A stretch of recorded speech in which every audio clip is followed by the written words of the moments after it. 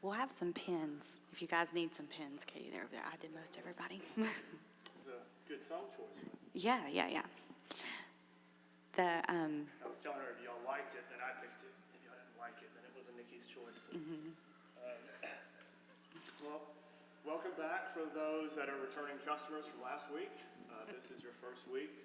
We did excellent last week, and you just missed it. So no pressure, no responsibility to go back and rewatch it. Last week, we just kind of covered a little bit of our story, and just really emphasizing that, just the importance of just staying committed. Sometimes you have those easy times, and it's like, hey, we're just strolling along.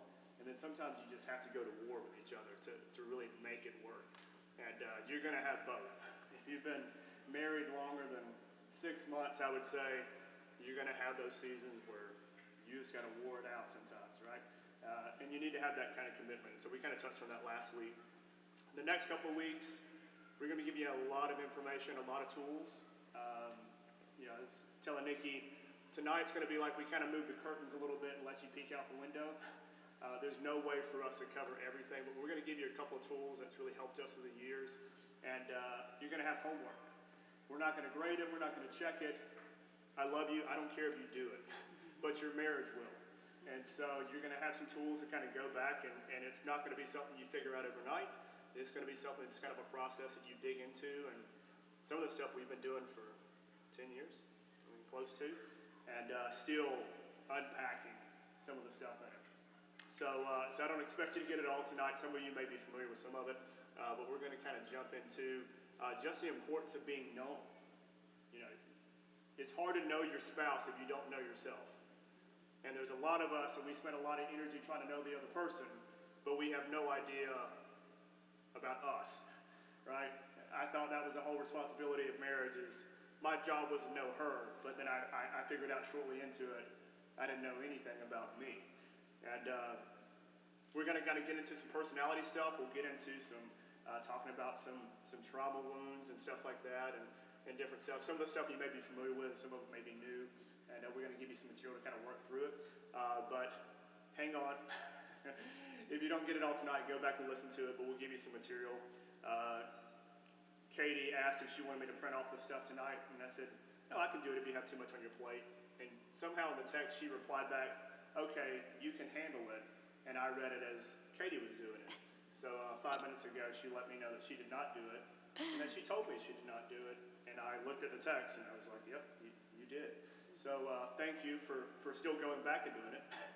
So Katie will pass out some packets for you guys that we'll kind of go through. The first one we'll kind of get into in just a few minutes, but you want to share that part? Nikki had wrote this thing she was reading to me earlier that I thought was super, super impactful. Yeah, whenever I was praying about tonight and I was asking God, I was like, what do people really want?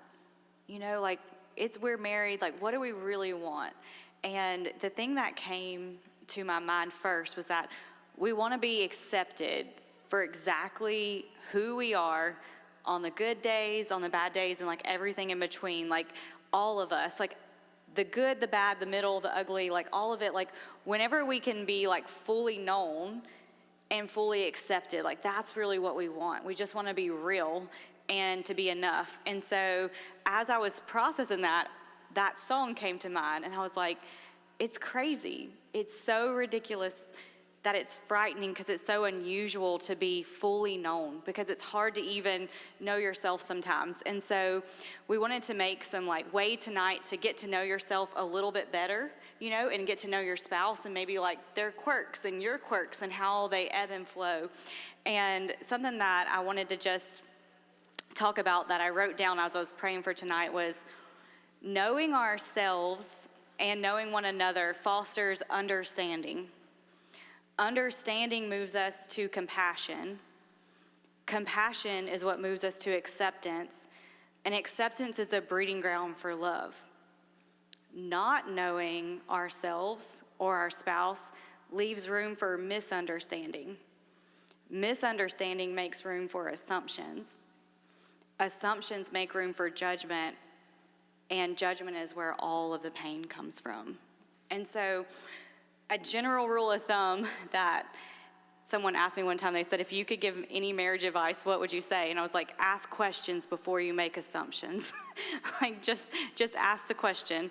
And so part of that tonight is like, we just want to talk about how to like really get to know yourself, know what you're bringing to the table, because we all bring something to the table. However long you've been married, we all have stuff. And then some of you worked through that, but then you got married and you had kids, or you lost parents. You know, you went through hard stuff, you lost jobs, you had foreclosures, you bankruptcy. Like, there's things that happen afterwards, you know, and there's stuff that you have at the table with you that it really takes time to get to know how you relate to your stuff and walk through it, so that we close the door to as many misunderstandings as possible, because the least thing we want in an intimate relationship is judgment and being misunderstood, and we just want to be known and accepted. And so that's kind of where we're starting at tonight, and we're going to do it fun and easy, and we'll get to the difficult stuff at the end, but it'll be fun.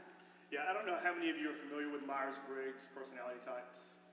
Some of you may know, some of you have tested before, some of you are like, I don't understand what you just said. That's fine. I always tell people I'm the skeptic in our marriage, so Nikki has always been the one where she's like, take this test, do this quiz, do that. What? And I'm like, it's just another title. I don't, I'm one of those that like people label, our kids ADHD, and it's like, no, you just gave them 3 pounds of sugar and told them to sit in a chair for 3 hours. Like, my 3-year-old couldn't make it 3 minutes doing that. Like, he's not ADHD, he's a 3-year-old boy that doesn't eat 3 pounds of sugar, And so I don't like labels, but when she started showing me, we probably got into Myers-Briggs about 10 years ago.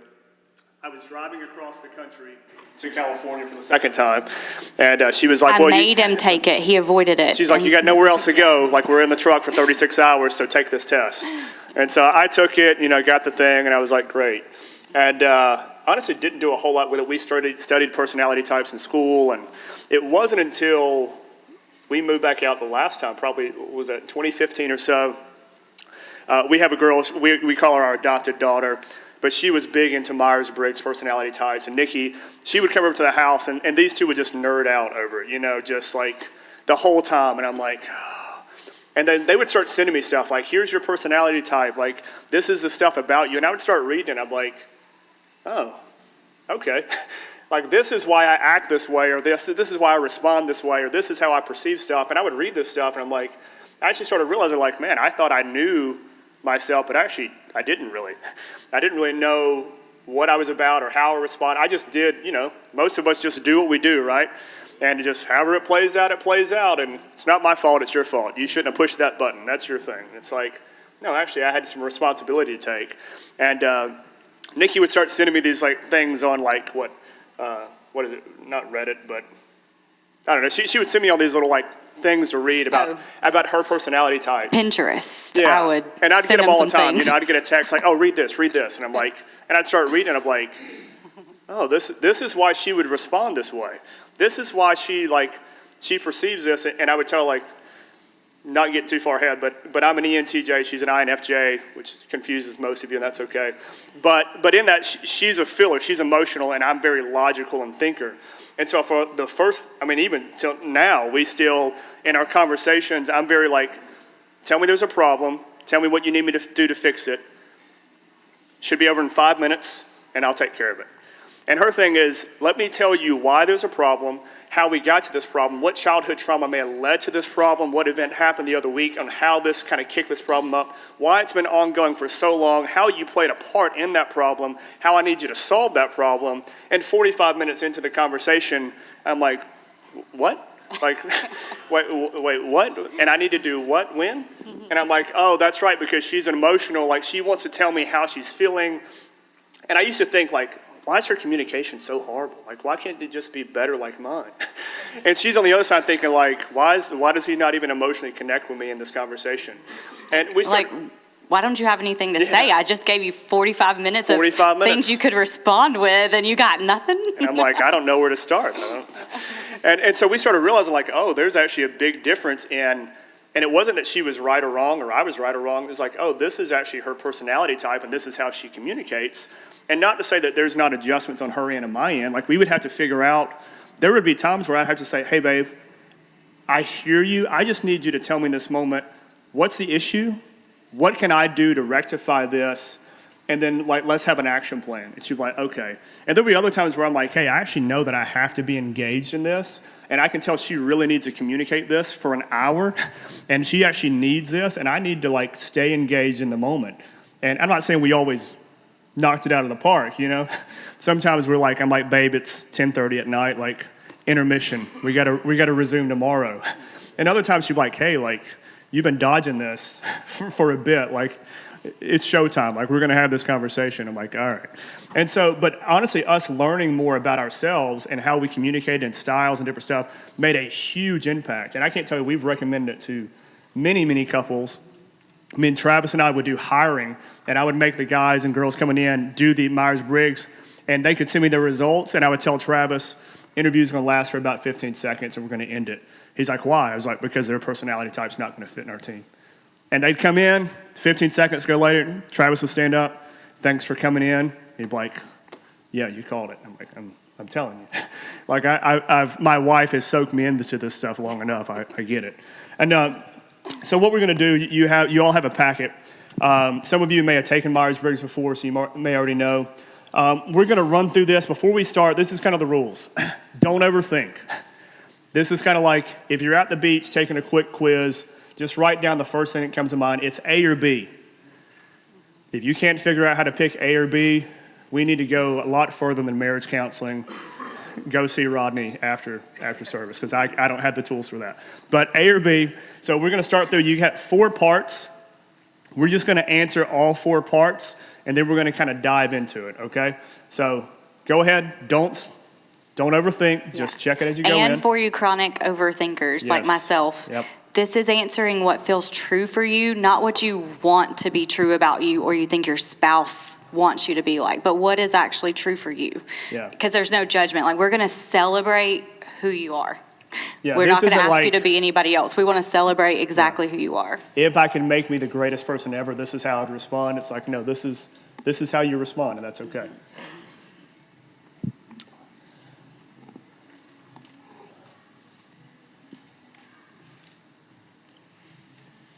Okay. I'll chat briefly while you're answering. You can not tune into me, or you can, depending on how well you multitask. No, we'll do all 4 parts, and then we'll jump into them. That'll be a little bit easier than us bouncing back and forth. I still encourage you, after we do this, we'll give you some information on going to retest at like the official site, but this stuff, there's tons of information out there. So when you kind of find out your personality type tonight and you go home, depending on how much of a researcher you are and how much you dive into it, I apologize if you married one of those and you get little sleep tonight, because he or she is now researching the entirety of the internet on Myers-Briggs stuff and want to tell you all of your life problems because of your personality type. We'll handle that in counseling, not tonight, but this stuff really is, for some of you, will be a pivotal thing. For some of you, may or may not. But understanding that you actually get to start seeing this is how some of it is situational. You know, as you're brought up, your childhood. Like me and my dad are the exact same personality type. We respond to things very differently because of, how can I say this nicely? You can still be healthy or unhealthy in some of your areas, right? Mm-hmm. Does that make sense? So you can be a whatever personality type, but you can still have some unhealthy responses. I share this story. We had Danny Silk come into our school and do this leadership training, and he did it off the DISC test at the time, and so everybody tested, and he said, okay, this is where you're at. And I was leading an outreach team at the time with 2 other girls, and we were having a conversation one day, and very interesting leadership team, and I'm kind of reiterating some stuff on some things that shouldn't have happened, and one of the girls that was a leader in our team said, well, this is my personality type, and she told me what her personality type was, and said, this is just who I am, you just have to accept it, and I can't change it. And I was like, that doesn't feel accurate, but okay.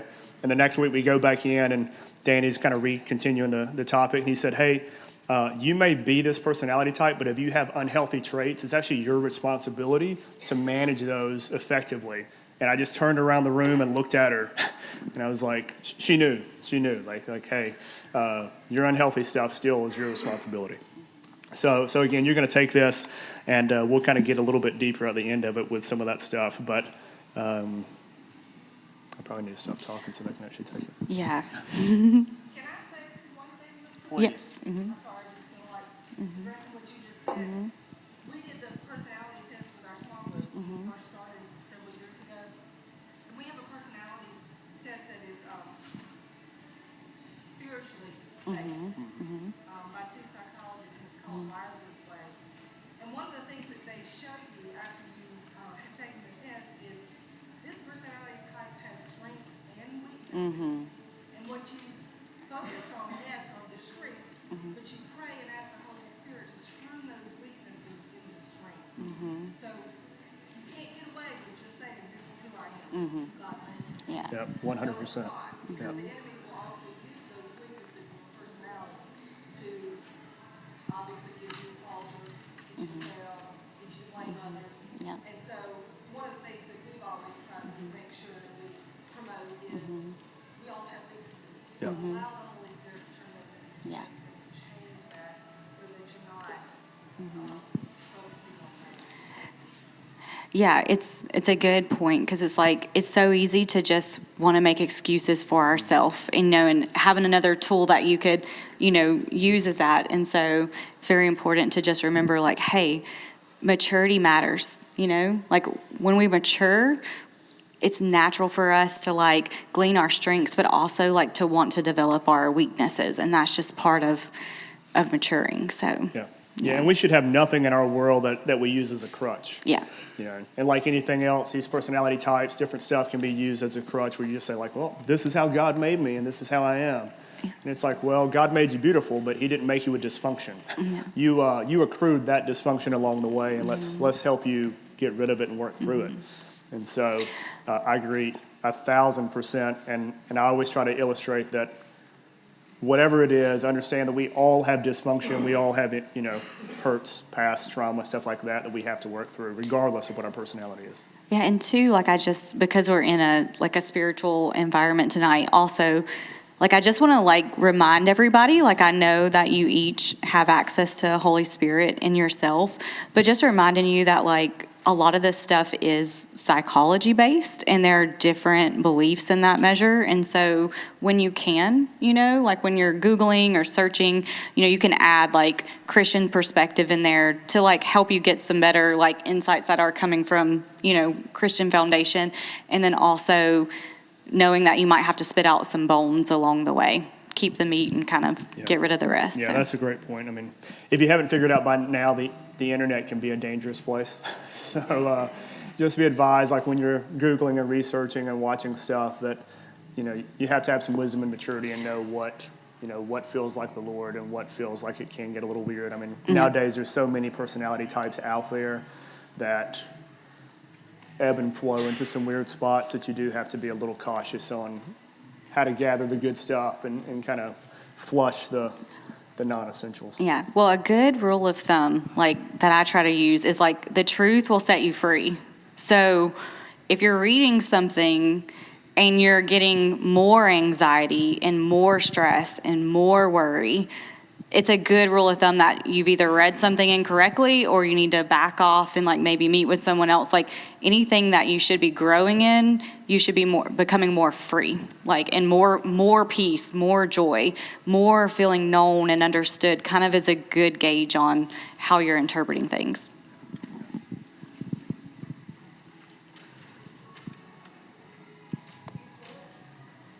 Yes. Yeah. Once you finish it, if you'll score it at the bottom and just tally it up, that'll kind of give us a preface to step into the next part in just a few minutes.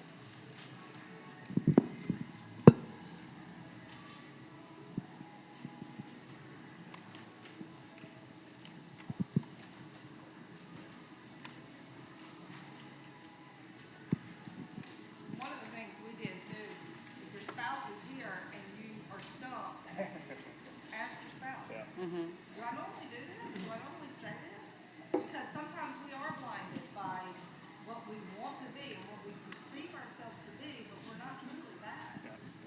Yeah, that's absolutely true.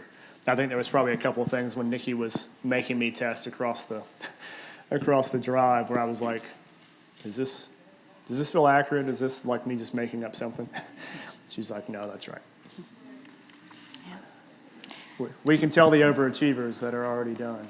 Yeah, I can already guess what your personality is at this point. So.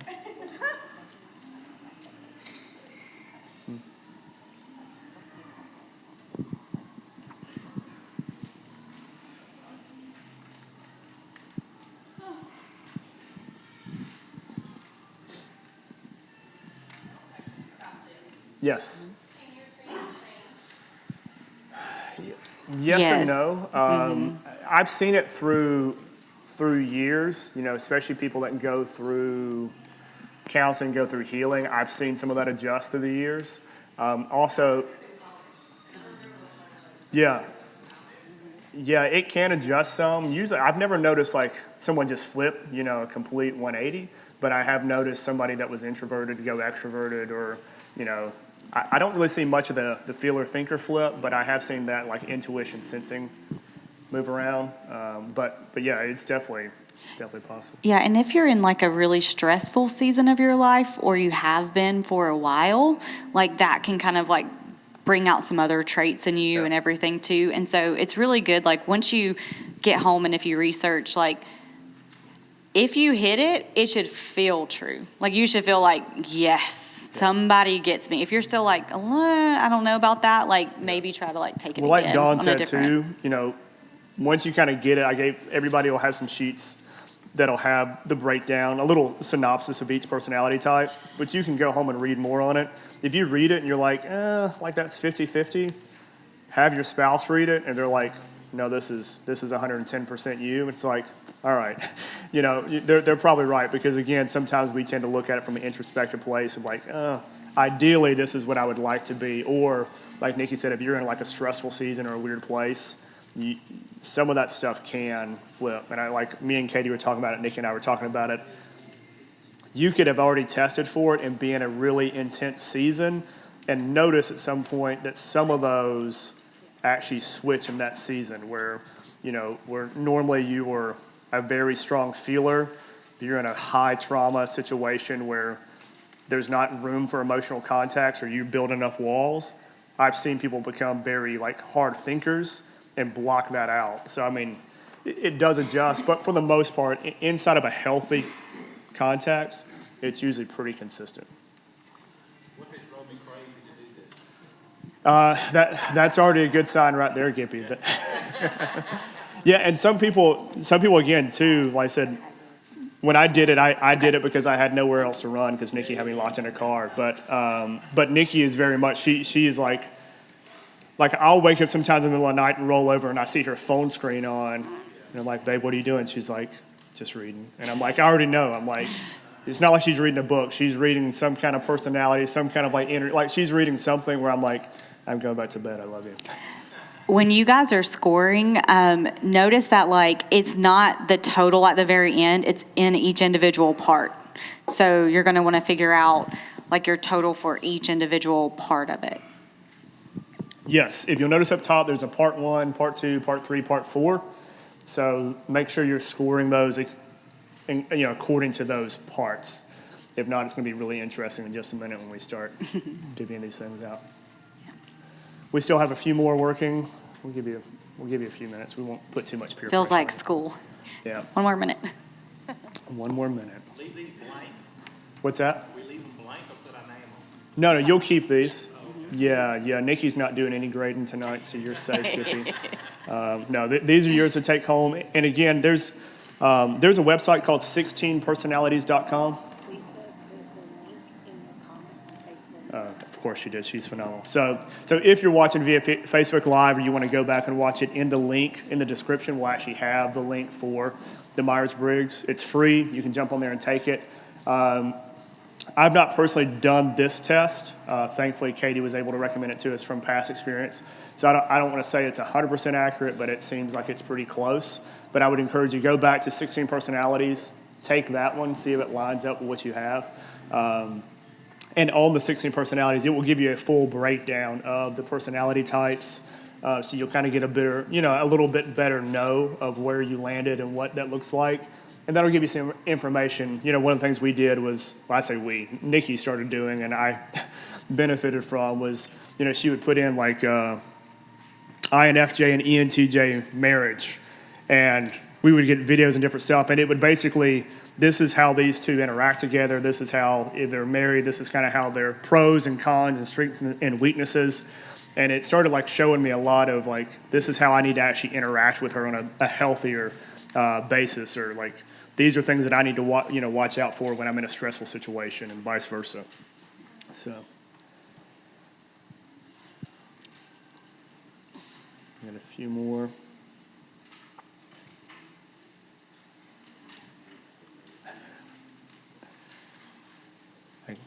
I can already see my overthinkers. It's all right. I'm one. You're welcome. Yes, I would be the last I'm married one to finish. one, so I have plenty of love for you. I'm very familiar. I'm one too. Yeah. And I will tell you that about 10 years ago when I had that bike accident, it did change my personality. And Brad jokingly says, if I had known you were going to be this much fun, I would have hit you over the head years ago. I had been so introspective and so introverted, so shy and so analytical that I couldn't break out of that and have fun. And so I'm still, oh, come on. I'm still an introvert, but I know how to do the things that God has asked me to do in a situation where there's more than two people. So it can show you some things too that maybe you don't realize. This is not who I am. This is not who God says I am. And your spouse can help you with this. And we call it masking. You're masking if a lot of these things you answer and your spouse says that's not who you are. You don't really see this in yourself. You want to see this in yourself, or you see this in yourself because of trauma, like Lonnie said, and you've not been healed from trauma yet. So ask the Holy Spirit when you get home tonight, pray over this and ask the Holy Spirit. I'm sorry, I don't want to take over y'all's thing. Oh, no, it's great, Dawn. Okay. Ask the Holy Spirit, is this who you say I am? Are these my character traits that you've given me? Or are these things that I need to release and be freed from? Yeah, 100%. Because again, some of the best feedback you can get, outside of the Holy Spirit is your spouse. Because no one's going to know you better, right? When I always tell people, if you come up and tell me, or excuse me, ask you how your marriage is doing, and you're like, oh, it's great. And I'm like, let me see your spouse real quick. I can tell you real quick about that's an honest answer. Or maybe you're just so blinded in the moment that you think it is, but maybe not. So, all right, everybody should be pretty close to being done. If you're not, we love you all the same, but we're going to start moving on a little bit just for the sake of time. If Rodney would make these Wednesday nights 3 or 4 hours longer, we would finish up. All right, so we're going to jump into part one. So part one is... Are we going to get mobile? Huh? Are we going to get mobile? Yeah. Okay. So part one is introversion, extroversion. So I'll read it to you real quick so you kind of track. Extroverts are outward turning and tend to be action-oriented, enjoy more frequent social interaction, and feel energized after spending time with other people. Introverts are inward turning and tend to be thought-oriented, enjoy deep and meaningful social interactions, and feel recharged after spending time alone. So some of you are already reading that. You're like, I know who's who in our relationship. So on that first sheet, that part one, so if you had mostly A's, raise your hand. All right. All those stand up and walk to that side of the room. We're going to have fun. We're going to get some All exercise. right. So that was you. If you were the extroverted, mostly A's, pick up and hike it. All right. So that means there's only two options. So if you weren't an A, you were a B, you were the introverts, this side of the room. Well, you can tell where you would go. You would be over there. Half and half? You should go. You would be that You way. get to pick. That's, yeah. Like I said, when you do the one online, it'll actually show you which percentage, Usually, like, which well, percentage you are, a little bit more. All right. So, Look at us over here. Yes.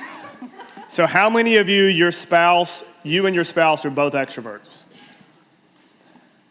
Okay. Bunch of party animals, right?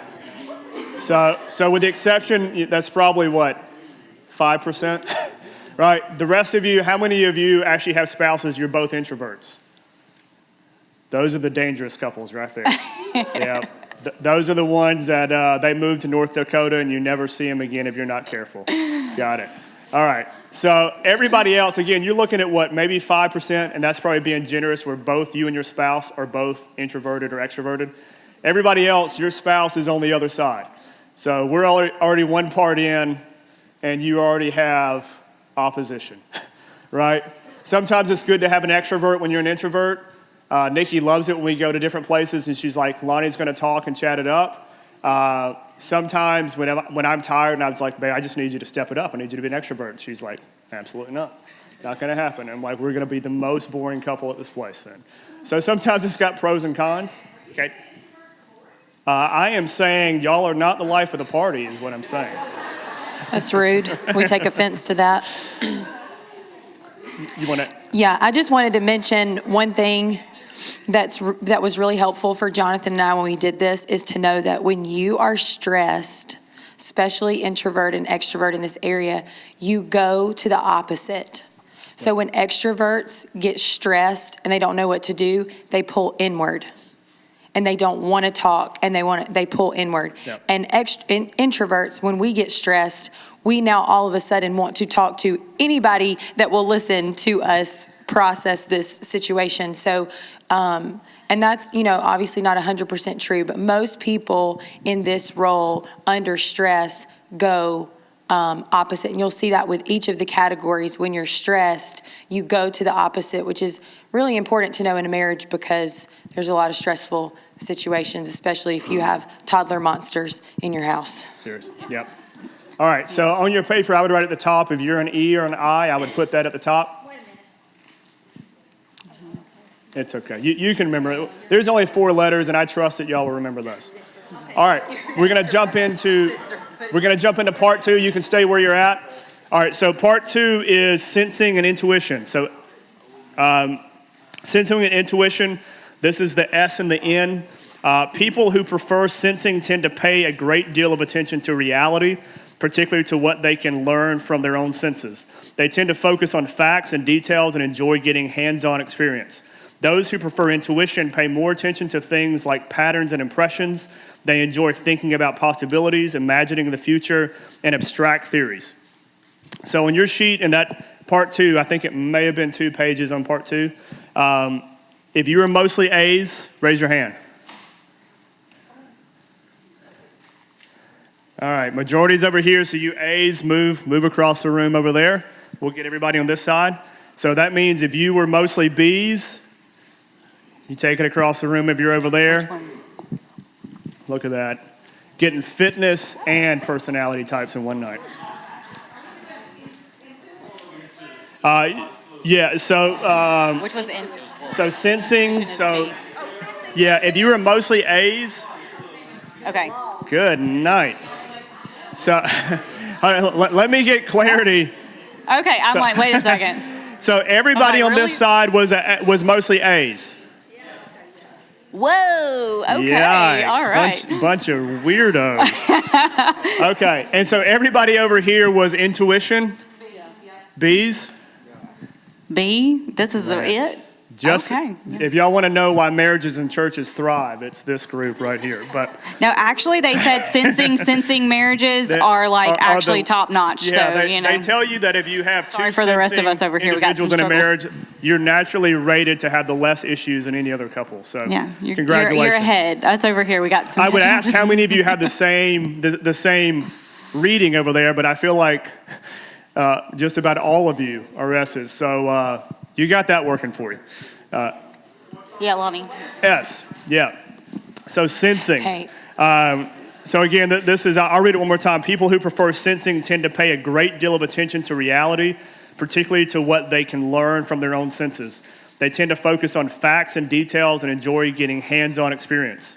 For the N's over here, the intuition, those who prefer intuition pay more attention to things like patterns and impressions. They enjoy thinking about possibilities, imagining the future, and abstract theories. Real quick, a good way that I've heard this one described is if we put a painting on the wall of a pirate ship in the middle of the ocean and people on the ship and whatever. Most of you over there, if I said, hey, what's in this picture? You would be like, it's a boat. There's people on the boat. They're in the water. You would tell me exactly what you see in the picture. Us over here, I'm like, it's a pirate ship and they just left the shore and they are on the run because somebody's after them. And like we've painted a whole story in our head about what's going on in this photograph that has absolutely nothing to, that may or may not be true. So it's that you're very realistic. This is exactly what I see. And then we're over here like, but what about this and this and this? And we've created a whole narrative and a whole story behind it.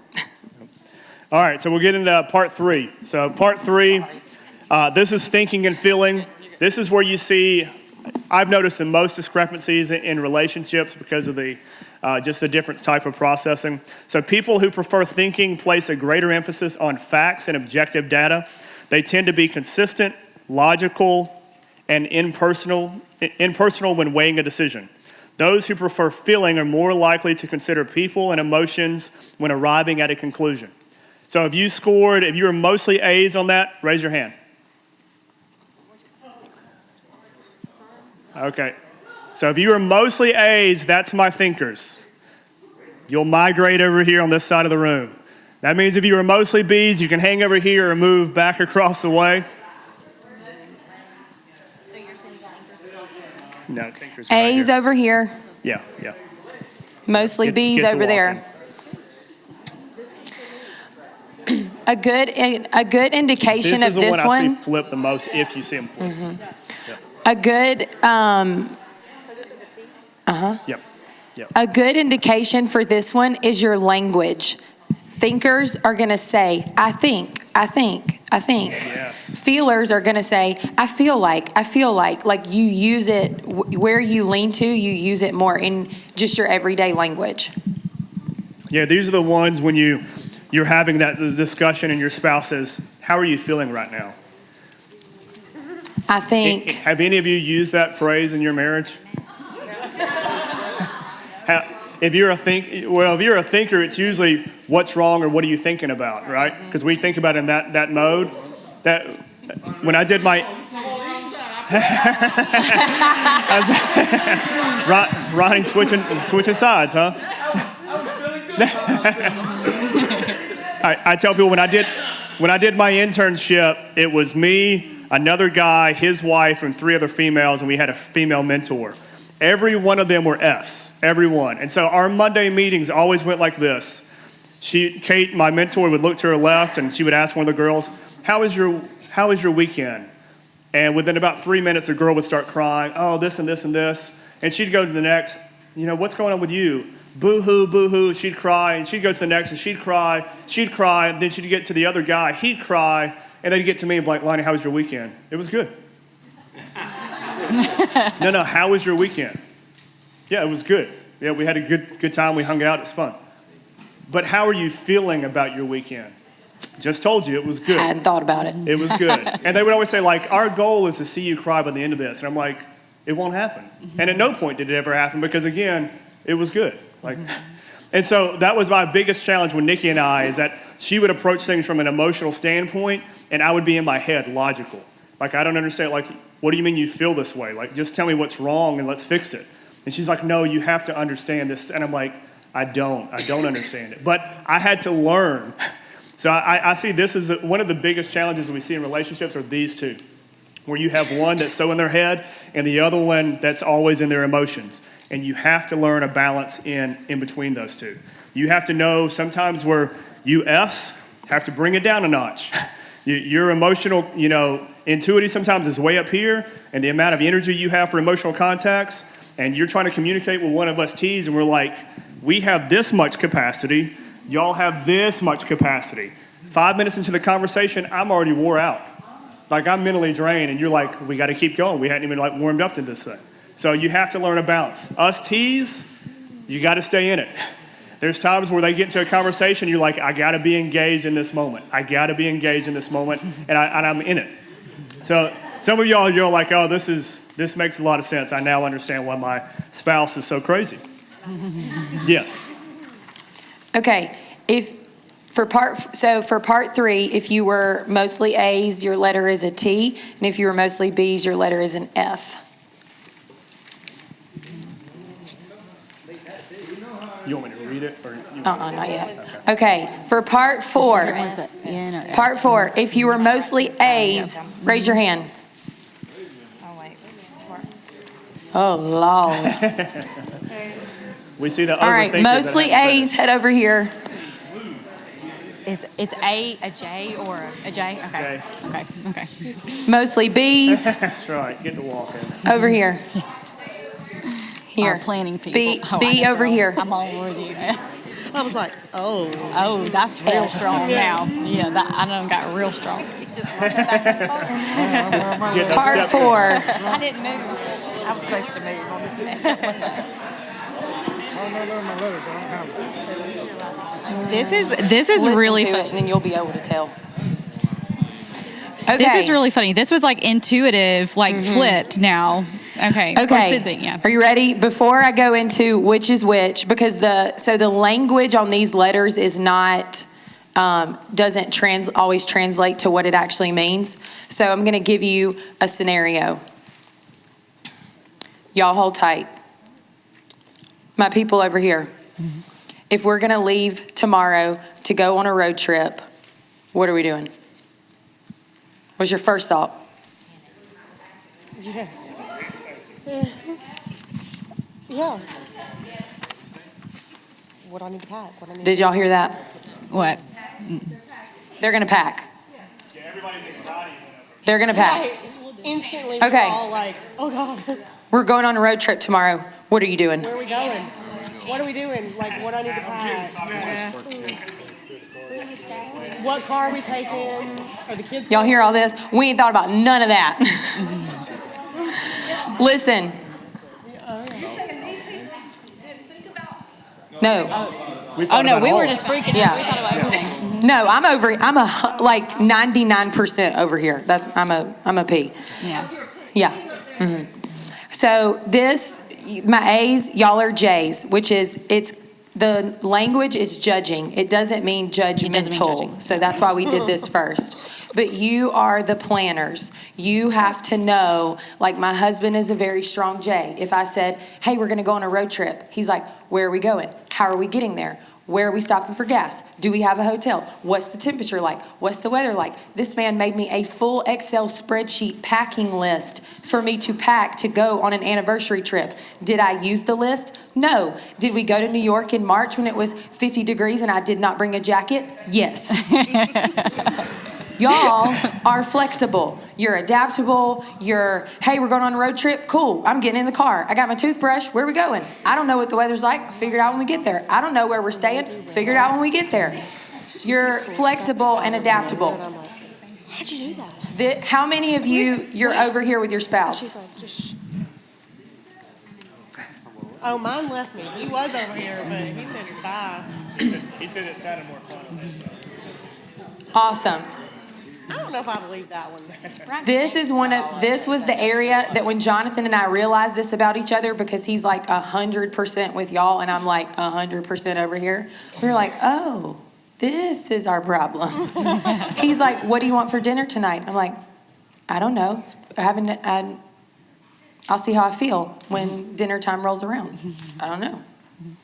So this is another area. All of these can cause tension, but this is an area just in day-to-day life where it really can be a tense situation if you don't understand the other one or what that person needs. So So I don't know if you want to read. No, that's great. I mean, like I said, UPs are fun to hang out with, but y'all all make me a little nervous on the inside. So y'all are too fly by the night kind of thing, and I'm like, I need some organization in my life. I need some structure. All right, so write that down on your sheet, whether you were a P or a J, and you should have all 4 of yours lined out, right? Okay. Let's grab a seat real quick. We have another sheet. I don't know if everybody got it, but it has all 16 personality types on there that'll kind of give you a brief synopsis.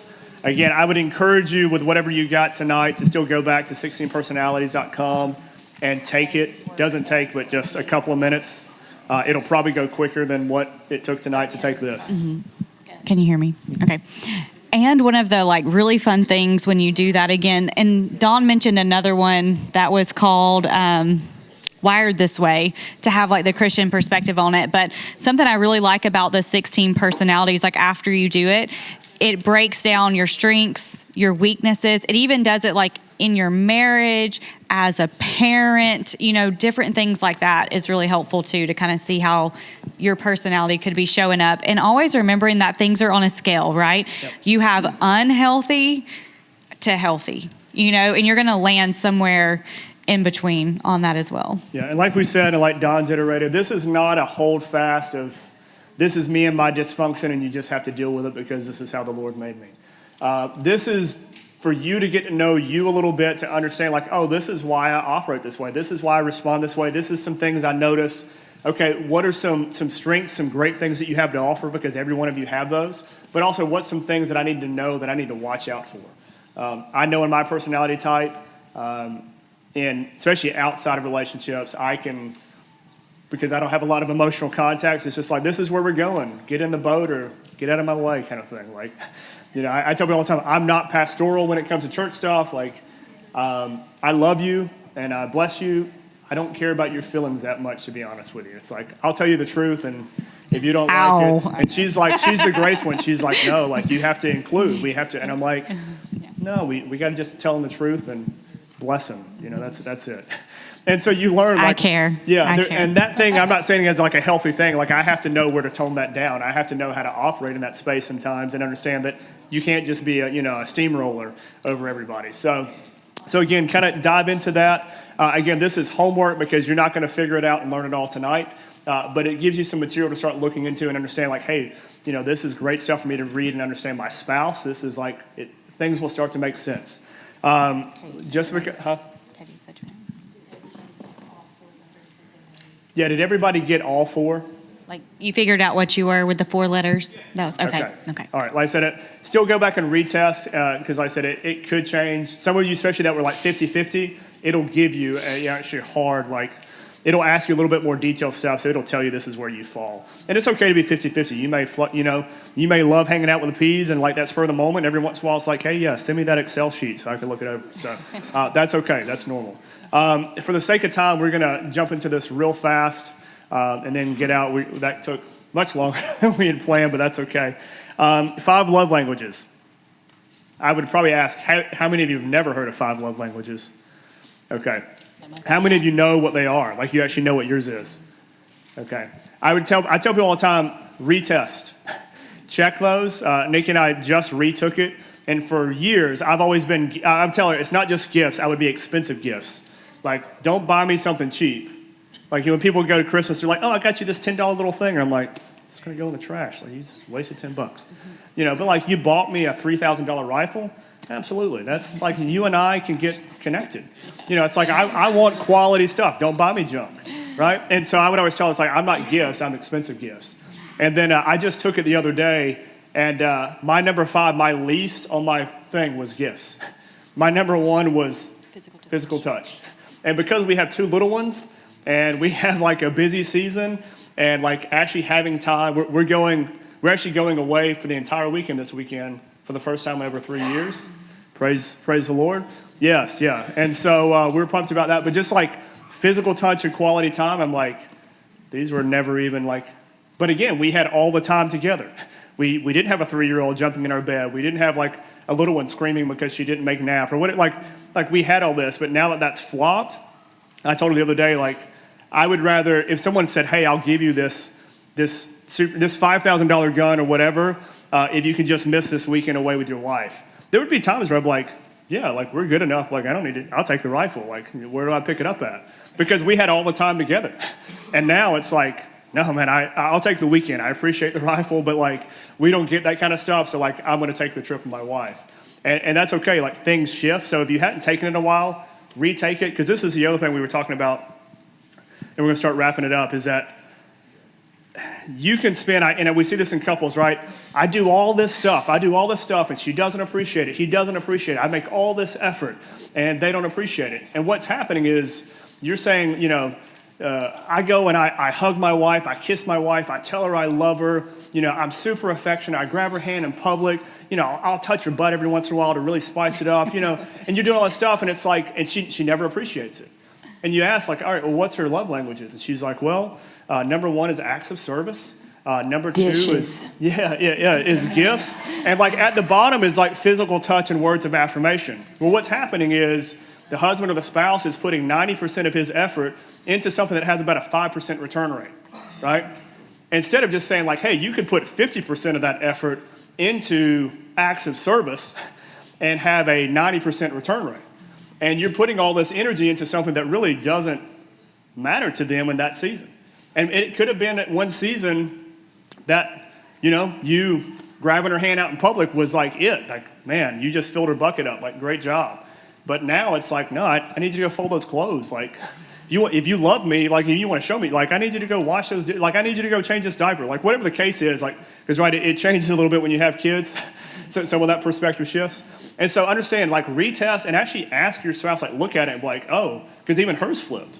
Oh, yeah. I was like never a words of affirmation person. If you grew up in my family, like my family never said I love you. And you would think that would create like a need in me. But for me, I'm like, that's not really important. And then now, like having kids who just fuss at you all day and like remind you of all the things that you don't do and haven't really grasped, like telling you how awesome you are and how much they appreciate you. Now my top one was like words of affirmation. I'm like, tell me how awesome I am, that you love me, that I like do something better than give out snacks all day, like just fill my cup up. So it does change. So if you have this sheet, again, this is just a snippet. I would encourage you all to go to 5lovelanguages.com, retake the test. It doesn't take but just a couple of minutes. Share it with your spouse so that she know, like, hey, I'm putting all this effort and energy. I just want to make sure it's directed in the right spot. All right. And then this will kind of, for some of us guys, right, we need help figuring out, like, all right, she's acts of service. What does that mean? It'll kind of give you some synopsis on kind of helping you, what things you can do to kind of help out. But I would encourage you, if you're putting effort and energy into your spouse and showing them that you love them, make sure it's actually hitting the right buttons, right? Make sure it's directed to where it needs to go. For the sake of time, Lisa, can you just throw up those last two slides? If you want to just snap a photo of these real quick, I wish we would have had more time to jump into these. I'm going to just share this intro real fast and let Nikki touch for a minute, and we're going to close up and get out of here. I tell people this is kind of the way I think of it. If you come home from work, guy or girl, whatever, and you walk in your house and your wife or kids say something or do something, and you fly off the handle and start yelling and throwing stuff, and you hit the wall, whatever the case is, and you say, hey, this is what happened yesterday, man, and I ask you, all right, well, tell me why that happened. The typical response is, I just had a stressful day at work. This week's been crazy. We're behind on our mortgage. Like, you would tell me all these things. And then I would ask you, okay, well, is this the first time you've ever done that? No. All right, let's go back. When was the first time you ever responded like that? Oh, I don't know, when I was 13. Okay, how did your parents respond to stressful days and situations? Oh, well, my dad did the same thing, or my mom. And I would start asking you these questions. And what's happening is I'm like diving into you understanding that, hey, there's actually trauma and hurt and experience in your world that's causing you to behave in a certain manner. And I tell people, trauma, there's no statute of limitations. Like in the law, if you do something if they hadn't arrested you in 3 to 5, 7 years, depending on what it is, it just falls off. They can't go back and prosecute you. Well, a lot of us think if I have trauma when I'm younger, in 5 years, or when I get married or I have kids, it just somehow disappears. Doesn't happen. It's still there. You just may bury stuff on top of it. And if you don't deal with that trauma, the people around you will deal with And it. there are 2 slides, so this is a second one for those of you taking pictures. Okay. So like I said, if you don't deal with it, the people around you will deal with it. Does that make sense? Okay, so I really wish Nikki knows a lot more about this stuff than I do, and I wish we had more time to jump into it. We may just cut a block next week just to dive into it for a few minutes, because it really is, it really does have a lot of effect as we get into it about just dealing with childhood stuff and how you respond and the lens that you look at stuff through. You want to?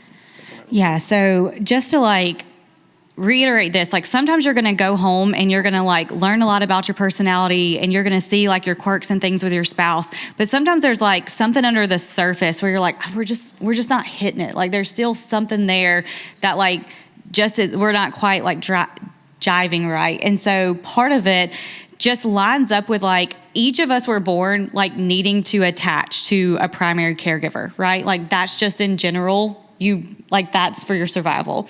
And so sometimes there's like interruptions and things that like made us not necessarily attach securely to like our primary caregiver.